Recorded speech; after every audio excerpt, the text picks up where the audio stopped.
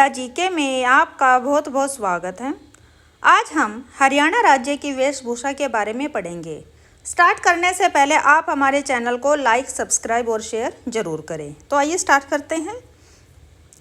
राज्य के पुरुषों की प्राचीन वेशभूषा क्या थी? तो पहले जो हरियाणा राज्य में पुरुष थे वो क्या पहनते थे? धोती कुर्ता। आजकल भी पहनते हैं पर कम हो गया। पहले से आपने देखा होगा दादा वगैरह या नाना की उम्र के जो लोग हैं आज भी धोती कुर्ता पहनना पसंद करते हैं। राज्य की महिलाओं की प्राचीन वेशभूषा क्या थी? तो वो दामन कुर्ता पहनती थी। दामन कुर्ता यानी कि नीचे घाघरा टाइप होता था या लहंगा टाइप जिसको बोलते हैं आप लोग। वो घाघरा होता था, वो घुटनों से कुछ नीचा रहता था और ऊपर कुर्ता रहता था। कुर्ता जितना जैसे जेंट्स लोग पहनते हैं धोती के साथ, इस टाइप का ही कुछ लेडीज भी कुर्ता पहनती थी पहले।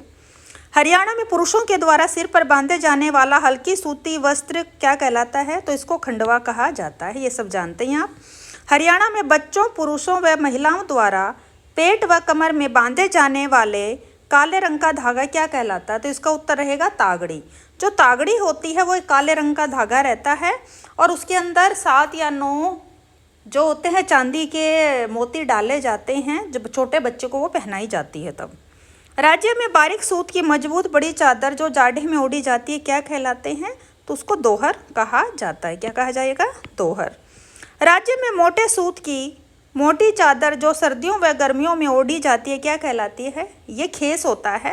ये खड्डियों के द्वारा निर्मित, आजकल तो मशीनों से भी इसको बनाया जाने लगा है और इसका जो धागा रहता है वो सूती रहता है। राज्य में रुई भरकर बनाई गई कमरी जैकेट जो जाड़े में पहनी जाती है कहलाती है। तो उसको क्या कहते हैं? एक जैकेट बनाई जाती है, पहले बनाई जाती थी और उसके अंदर कॉटन भर दी जाती थी। आजकल तो इन चीज़ों का रिवाज कम हो गया है, कम पहनते हैं लोग इनको, लेकिन बड़े बुजुर्ग आपको अभी भी पहने हुए मिल जाएंगे। इसका क्या नाम है? इसको मिर्जई कहा जाता है।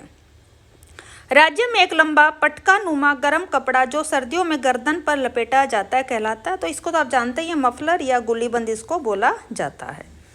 राज्य में जाड़े में बच्चों को पहनाए जाने वाला टोप जिसका रंग बिरंगी झालर लगी होती है और वही कहाँ तक, कमर तक लटक रही होती हैं, इसको क्या बोला जाता है? इसको फरगल। राज्य में किस वस्त्र को इज्जत का प्रतीक माना जाता है? तो राज्य में जो बड़े बुजुर्ग लोग होते हैं यहाँ पर इज्जत का प्रतीक किसको? पगड़ी या खंडवा जो सिर पर बांधते हैं उसको माना जाता है। विवाह में चढ़ाए जाने वाला रेशमी ओढ़ना है उसको क्या कहेंगे? डिमाज। तो नई दुल्हन को जब शादी होती है तो वहाँ पर ससुराल पक्ष की तरफ से एक रेशमी ओढ़ना ओढ़ाया जाता है, उसको डिमाज बोला जाता है। हरियाणा में किस सभ्यता में लोग खाल, ऊन व रुई से वस्त्र बनाने की कला में निपुण थे? तो यह कौन सी सभ्यता थी? जो सीसवाल सभ्यता है वहाँ पर ये साक्ष्य मिले हैं कि पहले के जो लोग थे उनको खाल, ऊन व रुई से वस्त्र बनाने का ज्ञान था। राज्य में शॉल बनाने की कला कहलाती है क्या? फुलकारी। जो शॉल होता है, जो सर्दियों में शॉल ओढ़ा जाता है, उसके ऊपर फुलकारी यानी कि जो कढ़ाई वगैरह की जाती है उसको फुलकारी कहा जाता है।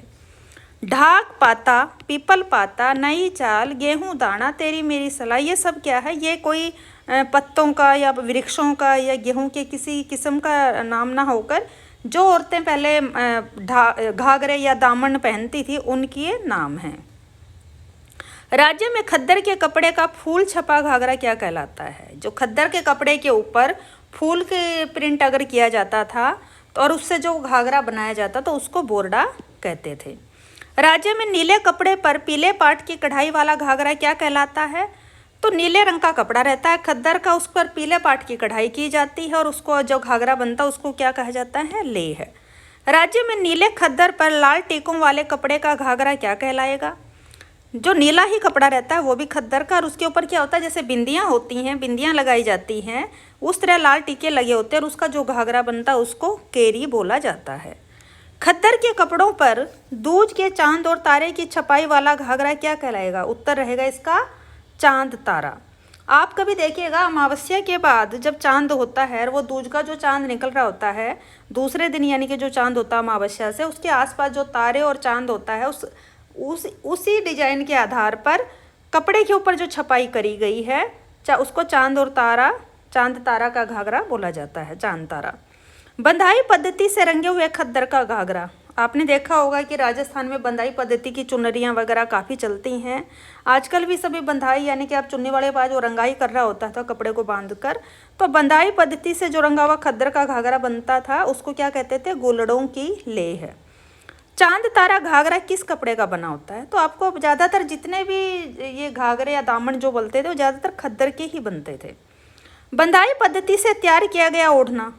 अब आ जाते हैं जो चुनरियाँ होती हैं, चुनरी वो किस तरह की ओढ़ती थी हमारी प्राचीन महिलाएं उन कुर्ते और दामन के साथ।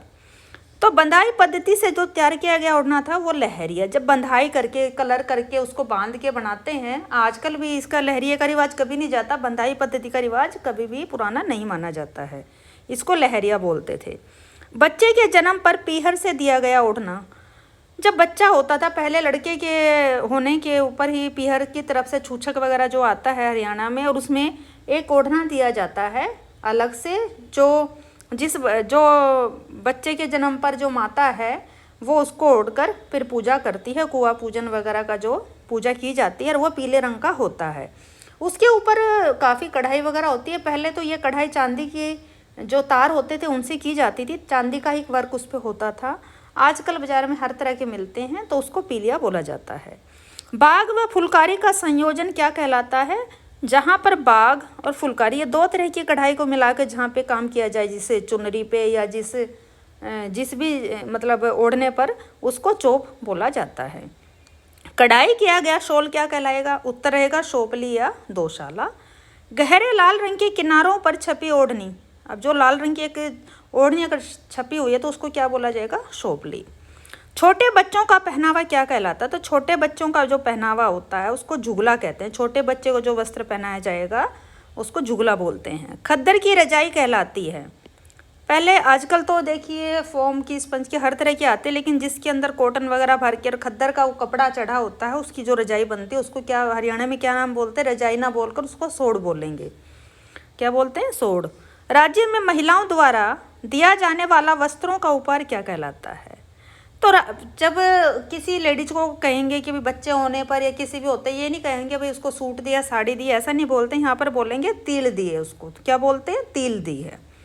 राज्य में पहनने जाने वाली सैनिक फैशन की पगड़ी क्या कहलाती है? जैसे कि सैनिक लोग पहनते हैं, सेना के जवान जो पहनते हैं, उस तरह की फैशन की पगड़ी क्या कहलाती है? उसको साफा बोला जाता है। राज्य में पहने जाने वाली राजपूत ढंग की बड़ी पगड़ी क्या कहलाती है? आपने देखा होगा राजपूत जो होते हैं वो अलग टाइप से एक पगड़ी बांधते हैं, तो उसको क्या बोला जाता है? उसको पाग। राज्य में पहने जाने वाली मारवाड़ी ढंग की पगड़ी क्या कहलाएगी? उसको मारवाड़ी जो होती है उसको पागड़ी बोला जाता है। ध्यान रखिएगा, सैनिकों की जो सैनिक फैशन की उसको साफा, राजपूत ढंग पाग और मारवाड़ी पागड़ी। अब कुछ महत्वपूर्ण तथ्य और देखते हैं। राज्य में वस्त्र विज्ञान तकनीकी संस्थान की स्थापना कब हुई थी? इसकी स्थापना 1943 में हुई थी। राज्य में सबसे बड़ी कपड़ा मंडी कौन सी है? उत्तर रहेगा भिवानी। एशिया की सबसे बड़ी कपड़ा मार्केट कहाँ स्थित है? तो एशिया की जो सबसे बड़ी कपड़ा मार्केट है वह शौरी क्लॉथ मार्केट कहाँ पर है? ये रोहतक में स्थित है। शिशु जन्म के 10-12 दिन बाद माँ एवं बच्चे को स्नान कराकर नए वस्त्र पहनाने का जो समारोह कहलाता है वो क्या कहलाता है? तो आपको कहते हैं कि आज 11 दिन का बच्चा हो गया है तो घर में पंडित को बुलाकर होम वगैरह किया जाता है, उसका नामकरण बच्चे का उस दिन होता है, तो उसको क्या कहा जाएगा? उसको होम समारोह बोला जाता है। शिशु जन्म के जब वो 40 दिन का हो जाता है तो कौन सा समारोह था? जैसे अभी आपको पहले ही बताया कि पीहर की तरफ से जो बच्चे का जब जन्म होता है तो छूछक या पीलिया आता है, और उसके पीलिया वगैरह जब ओढ़कर वो पीले रंग का जो एक वस्त्र होता है, ओढ़ना होता है, उसको ओढ़कर उसकी माता 40 दिन में होती है, उस दिन कुआं पूजन किया जाता है। धन्यवाद। आपको अगर हमारी जानकारी अच्छी लगती है तो चैनल को लाइक, सब्सक्राइब, शेयर जरूर करें। साथ ही टेलीग्राम ग्रुप भी ज्वाइन करें। वहाँ से जो PDF है 1-2 दिन बाद वहाँ हमारे जो टेलीग्राम लिंक है, ग्रुप है, उसमें डाल दी जाती है। आप वहाँ से उसको डाउनलोड कर सकते हैं। धन्यवाद।